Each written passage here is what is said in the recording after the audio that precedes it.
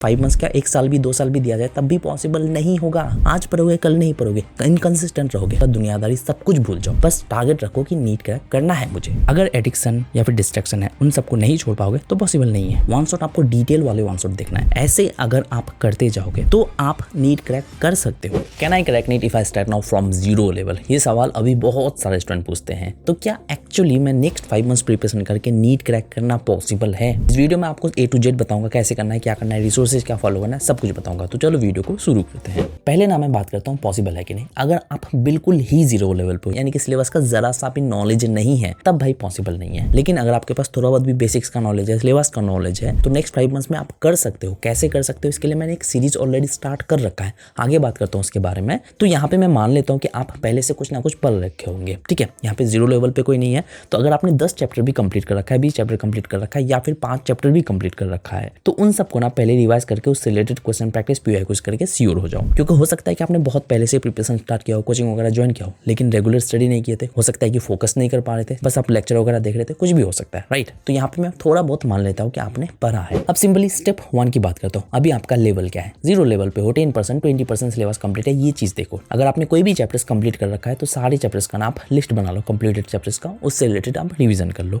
और साथ ही साथ आपका वीक सब्जेक्ट क्या है, क्योंकि वीक सब्जेक्ट ही ज्यादातर स्टूडेंट का टाइम खाता है, तो इसको एक प्रॉपर तरीके से पढ़ना है, ठीक है। उसी के साथ अभी स्टडी से रिलेटेड आपका प्रॉब्लम क्या है, यानी कि पढ़ने का मन नहीं अगर करता है तो आपका टाइम किधर जा रहा है, ये चीज लिखो। जिधर भी जा रहा है उसके पीछे का रीजन क्या है, उसका सॉल्यूशन क्या हो सकता है, वो चीज लिखो। क्योंकि अगर आपका टाइम जाएगा, पढ़ने नहीं बैठोगे तो कोई फायदा नहीं है। 5 मंथ्स क्या 1 साल भी 2 साल भी दिया जाए तब भी पॉसिबल नहीं होगा। उसी के साथ ना अभी आपको वेटेज वाइज ही पढ़ना होगा। तो टॉप 50 हाई वेटेज चैप्टर्स का ऑलरेडी मैंने वीडियो बना रखा है, उस वीडियो को देख लो। उन सब चैप्टर्स को फर्स्ट प्रायोरिटी देना है, फिर बाकी चैप्टर्स को करना है। नेक्स्ट स्टेप 2 देखो, आपका टारगेट मार्क्स क्या है। एटलीस्ट 660 प्लस मार्क्स लाना है या फिर 650 प्लस मार्क्स लाना है। इतने में सिलेक्शन हो ही जाएगा, क्योंकि नेक्स्ट ईयर का कट ऑफ थोड़ा बहुत डाउन जाएगा। तो यहाँ पे आपको ट्राई करना है कि बायोलॉजी में फुल मार्क्स लेके आओ। केमिस्ट्री में आपको जो 160 प्लस मार्क्स लाने की कोशिश करना है, और फिजिक्स में आपको जो 140 प्लस मार्क्स लाने की कोशिश करना है। बायोलॉजी आपने नेक्स्ट 3 मंथ्स में कंप्लीट करना है, केमिस्ट्री को 4 मंथ्स में, और फिजिक्स को एंड तक लेके चलना है। ये सब कैसे करना है, कंप्लीट प्लानर मैंने बना रखा है। उसी के साथ केमिस्ट्री, फिजिक्स, बायोलॉजी कैसे पढ़ना है, कैसे कर सकते हो, वो सब कुछ मैंने ऑलरेडी वीडियो बना रखा है, तो उस वीडियो को जाके देख लो, ठीक है। उसी के साथ ना अभी नीट क्रैक करना क्यों चाहते हो, रीजन प्रॉपर क्लियर होना चाहिए, तभी आपका माइंडसेट बनेगा। अगर माइंडसेट नहीं बना तो प्रिपरेशन नहीं करोगे, आज पढ़ोगे कल नहीं पढ़ोगे, इनकंसिस्टेंट रहोगे। लेकिन अगर माइंडसेट बना लेते हो तो आज से ही और अभी से ही मेहनत करना स्टार्ट करोगे, क्योंकि यहाँ पे बस आपका फोकस रहना है नीट के ऊपर। बाकी सारी चीजें आपको छोड़ देना होगा, दुनियादारी सब कुछ भूल जाओ। बस टारगेट रखो कि नीट क्रैक करना है मुझे। इस चीज में मैं आपको हेल्प करूंगा, क्योंकि ऑलरेडी मैंने एक 5 मंथ्स चैलेंज सीरीज स्टार्ट कर रखा है, जो कि 1 दिसंबर से प्रॉपर स्टार्ट होगा। टारगेट वगैरह प्रोवाइड करना शुरू कर दूंगा। उसी के साथ आपके जो भी प्रॉब्लम्स है उन सब का प्रॉब्लम्स का सॉल्यूशन वगैरह करूंगा। अगर आप 5 मंथ्स चैलेंज का पूरा डिटेल वीडियो देखना चाहते हो तो लिंक आपको डिस्क्रिप्शन में प्रोवाइड कर दूंगा। और अगर आप प्रॉपरली कैसे स्टार्ट करना है ये जानना चाहते हो, क्या क्या चीजों का ध्यान में रखना है, क्या क्या चीज करना है, ऑलरेडी उसके लिए भी मैंने वीडियो बना रखा है कि कैसे स्टार्ट करना है, उस वीडियो को देख लो। नेक्स्ट उसी चैलेंज के अकॉर्डिंग स्टेप 3 में आपको जो अभी 14 डेज का चैलेंज लेना होगा। अगर आप अभी प्रॉपरली स्टडी नहीं कर पा रहे हो तो स्टडी का हैबिट बिल्ड करना होगा इसी 14 डेज में। स्टडी आवर को आप ज्यादा से ज्यादा करने की कोशिश करोगे। अगर आप 2-3 घंटा कर पा रहे हो तो आप ट्राई करोगे कि आप सेल्फ स्टडी में एटलीस्ट आप 5 से 6 घंटा दे पाओ। उसी के साथ बेसिक से स्टार्ट करना है, टारगेट आपको मैं प्रोवाइड कर दूंगा। उसी के साथ आपको जो एडिक्शन वगैरह जो भी है उसको लिमिट में लाना है, और डिसिप्लिन होकर आपको पढ़ना है, यानी कि टाइम आपका फिक्स रहना चाहिए, माइंडसेट प्रॉपर बना हुआ रहना चाहिए। और स्टडी के लिए मैंने 10 हैक्स शेयर कर रखा है ताकि आप कम टाइम में ज्यादा सिलेबस कंप्लीट कर पाओ। तो कल ही मैंने उस वीडियो को अपलोड किया था, उस वीडियो को जरूर देख लो। अगर आप कम टाइम में ज्यादा सिलेबस कंप्लीट करना चाहते हो, 15 घंटे की स्टडी 5 घंटे में करना चाहते हो, तो रिवीजन का प्रॉपर तरीका क्या है, ये चीज बहुत ज्यादा जरूरी है, इंपॉर्टेंट है। रिवीजन नहीं करोगे सब कुछ भूल जाओगे, क्योंकि अभी इतना टाइम नहीं है कि आप रिवीजन के लिए एक्स्ट्रा टाइम दे पाओ सिलेबस कंप्लीट करने के बाद। इसलिए आपको प्रॉपर तरीके से करना है। प्लानर वाले वीडियो में मैंने बता रखा है कि किस सब्जेक्ट के बाद रिवीजन स्टार्ट करना है, बट रेगुलर आपको इंटरवल्स पे रिवीजन करना है, वीकली रिवीजन करना है, ठीक है। यहाँ पे क्या करना है कि आज जो पढ़े उसको परसों रिवीजन करना जरूरी है, कल जो पढ़े थे उसको परसों रिवाइज करना जरूरी है। आपको ऑल्टरनेटिव डेज पे रिवीजन करते जाना होगा। प्रॉपर रिवीजन का वीडियो बना दूंगा, बट यहाँ पे मैं आपको बता देता हूँ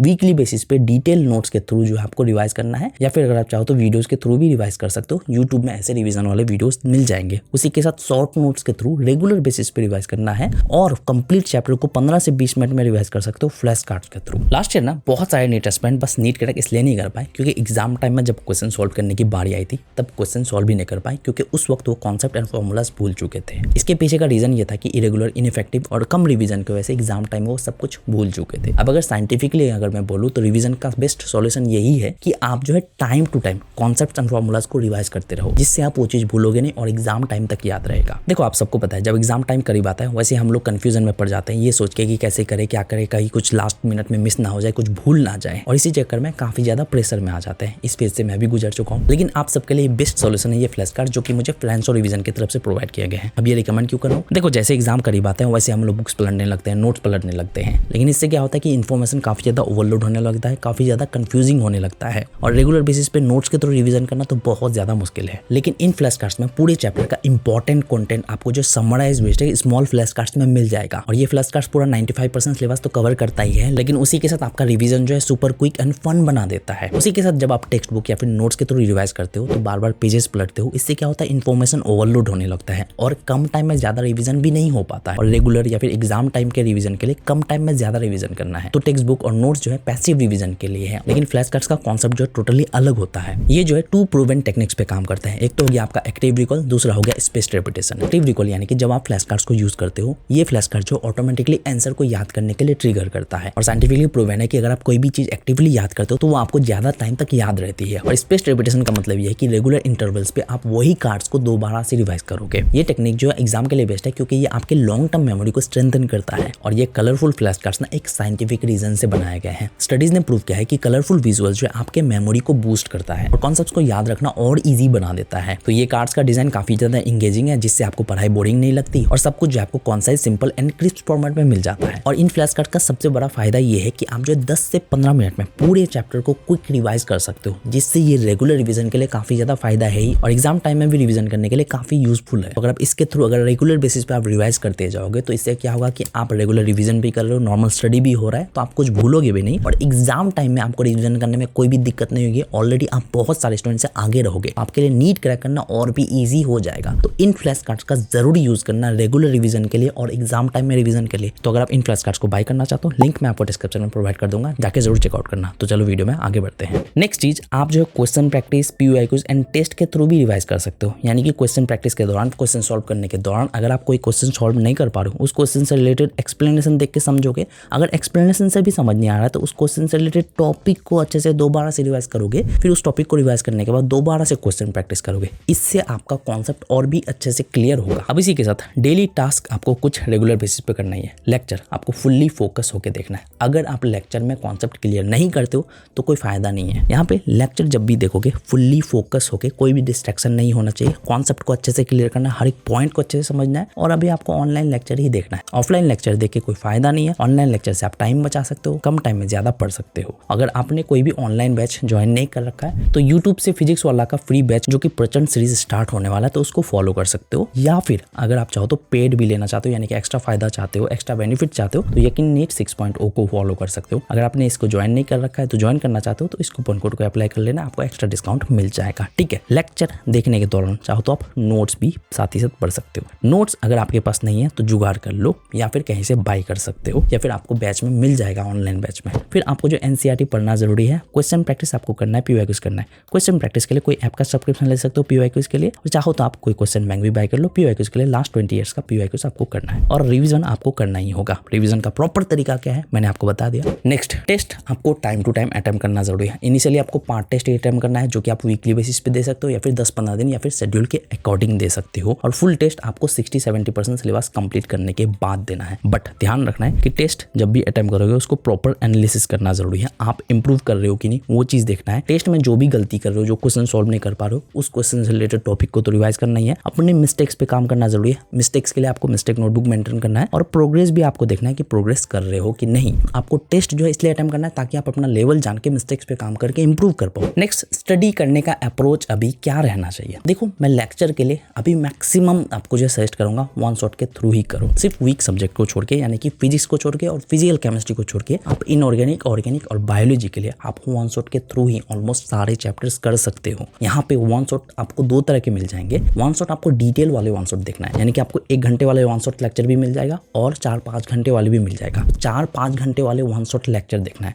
जिससे आपका कॉन्सेप्ट ऑलमोस्ट अच्छे से क्लियर हो ही जाएगा और उसके बाद एनसीईआरटी नोट्स पढ़ोगे तो ऑलमोस्ट अच्छे से क्लियर होगा। कॉन्सेप्ट अच्छे से क्लियर करने का तरीका मैंने स्टडी हैक्स वाले वीडियो में बता रखा है, तो उसको जाके जरूर देख लो। उसी के साथ आपको जो है नोट्स पढ़ना जरूरी है। नोट्स पढ़ने के बाद आप एनसीईआरटी पढ़ सकते हो। एनसीईआरटी जो है आपको बायोलॉजी, इनऑर्गेनिक, ऑर्गेनिक के लिए पढ़ना जरूरी है, ठीक है। आपको 1 से 2 बार पढ़ना है, बट हाईलाइटेड पढ़ना जरूरी है, टाइम बचेगा। और उसके बाद आपको जो क्वेश्चन प्रैक्टिस एंड पीवाईक्यूज करना है। जो क्वेश्चन सॉल्व नहीं हो रहा है उसका एक्सप्लेनेशन देख के अच्छे से समझना है, फिर उसी क्वेश्चन से रिलेटेड टॉपिक को रिवाइज करना है और जो पढ़ चुके हो आज उसको भी रिवाइज करना है। अब एक चीज ध्यान में रखना है कि स्टडी आपको 13-14 आवर्स रेगुलर बेसिस पे करना ही होगा, इंक्लूडिंग लेक्चर। लेक्चर में आप 7 घंटा दोगे और सेल्फ स्टडी में आप जो है 7 घंटे के अराउंड देने की कोशिश करोगे। इनिशियली नहीं होगा, मेरे चैलेंज सीरीज को फॉलो करेंगे, ऑटोमेटिक इंप्रूव करने लगोगे अगर आप कम स्टडी करते हो। यहाँ पे शेड्यूल के लिए ऑलरेडी मैंने वीडियो बना रखा है, ठीक है, और एक वीडियो आएगा ताकि आप time to time schedule change करके स्टडी कर पाओ। मंथली तो आपको मैं प्रोवाइड करूंगा ही, बट यहाँ पे ध्यान में रखना है कि इंप्रूव करना है डे बाय डे। और यहाँ पे ट्राई करना स्टॉप वॉच रेडी करके स्टडी करने की, यानी कि जब भी कुछ भी पढ़ोगे उसका लिमिट सेट करोगे, फिर हर रोज इंप्रूव करने की कोशिश करोगे। Target setting daily, weekly, monthly, ये तीनों चीज करना जरूरी है। डेली आप किस घंटे में क्या पढ़ना चाह रहे हो उसको टारगेट सेट करना है। वीकली आप कितने चैप्टर्स कंप्लीट करना चाह रहे हो उसको सेट करना है, उसी के बेसिस पे डेली टारगेट सेट करना है। टारगेट सेटिंग के ऊपर बहुत जल्द यानी कि 1-2 दिन में वीडियो आ जाएगा, ठीक है। टाइम बचाने के लिए यहाँ पे एनसीईआरटी हाईलाइटेड बुक जुगाड़ कर लो या फिर एनसीईआरटी रिव्यू टाइप के वीडियोस को देखना है। क्वेश्चन प्रैक्टिस एंड पीवाईक्यूज के लिए कोई ऐप का सब्सक्रिप्शन लोगे ज्यादा बेटर रहेगा, टाइम बचेगा, या फिर क्वेश्चन बैंक वगैरह के थ्रू कर सकते हो। नोट्स आपको बाय कर लेना है, बाय करके अपने अकॉर्डिंग मॉडिफाई कर लेना है या फिर जुगाड़ कर लो। उसी के साथ आपको जो है प्रोग्रेस अपना नोट करना बहुत ज्यादा जरूरी है। अगर प्रोग्रेस नोट नहीं करोगे कोई फायदा नहीं है। हर एक चैप्टर से रिलेटेड कुछ टास्क जो करना जरूरी है, उसके लिए ऑलरेडी मैंने पीडीएफ बना रखा है, उस ट्रैक चार्ट को डाउनलोड कर लो। हर एक चैप्टर से रिलेटेड उन सबको कंप्लीट करने के बाद आप जो उसमें टिक लगाते जाना, ठीक है। टेलीग्राम चैनल पे मिल जाएगा। और मिस्टेक नोटबुक आपको रखना जरूरी है। अगर डेली बेसिस पे कुछ मिस्टेक्स करो, उन मिस्टेक्स को मिस्टेक नोटबुक में लिखोगे, उसका सॉल्यूशन क्या है वो लिखोगे, और सेम मिस्टेक्स दोबारा नहीं होना चाहिए, इस बात का ध्यान रखोगे। और हर 1 घंटे के बाद आपको जो अपडेट करना है कि आज मैंने 1 घंटे में क्या पढ़ा, दूसरे घंटे में क्या पढ़ा, अपडेट करते जाना है। और साथ ही साथ प्रोग्रेस नोटबुक भी रखना है कि आप रेगुलर बेसिस पे कितना प्रोग्रेस कर रहे हो, वीकली बेसिस पे कितना प्रोग्रेस कर रहे हो, लास्ट वीक जितना पढ़े तो उससे ज्यादा पढ़ पाए हो कि नहीं इस वीक। ऐसे अगर आप करते जाओगे तो आप नीट क्रैक कर सकते हो। लेकिन यहाँ पे जरूरी क्या है कि आपका माइंडसेट बना हुआ रहना चाहिए। इन सब चीजों को सीरियसली फॉलो करो, इस बात का ध्यान रखना है। मैं हेल्प करने के लिए 5 month challenge series already start कर रखा हूँ, तो उसको देख सकते हो। 5 मंथ चैलेंज सीरीज का अगर प्लेलिस्ट चेकआउट करना चाहते हो लिंक डिस्क्रिप्शन में मिल जाएगा। अब डिसाइड कर लो पॉसिबल है कि नहीं, तो बस मुझे आपको यही बतानी थी। मिलते हैं नेक्स्ट वीडियो के साथ। Thank you.